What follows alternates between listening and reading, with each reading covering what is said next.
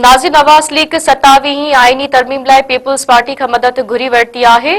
Peoples Party chairman Bilawal Bhutto Zardari चयो आहे त नवाज़ लीग 27 तरमीम लाइ मदद घुरी आहे। वज़ीर आज़म जी अॻुवाणी में वफ़द सदर सां मुलाक़ात लाइ आयो हो। बिलावल भुट्टो ज़रदारी चयो आहे त 27 आईनी तरमीम में आईनी अदालतुनि जो क़याम, एग्ज़ीक्यूटिव मैजिस्ट्रेटनि जी बहाली ऐं जजनि जी बदिलियनि जो अख़्तियार शामिल आहिनि। पीपी चेयरमैन जो चवणु आहे त सलाह मशवरे लाइ पीपल्स पार्टी जे सीईसी जो इजलास 6 नवंबर ते तलब कयो वियो आहे। खे ब्रेकिंग न्यूज़ ॾियूं पिया। नवाज़ लीग 27 आईनी तरमीम लाइ पीपल्स पार्टी खां मदद घुरी वरिती आहे। Peoples Party chairman Bilawal Bhutto Zardari चयो आहे त नवाज़ लीग 27 तरमीम लाइ मदद घुरी आहे। वज़ीर आज़म जी अॻुवाणी में वफ़द सदर सां मुलाक़ात लाइ आयो हो।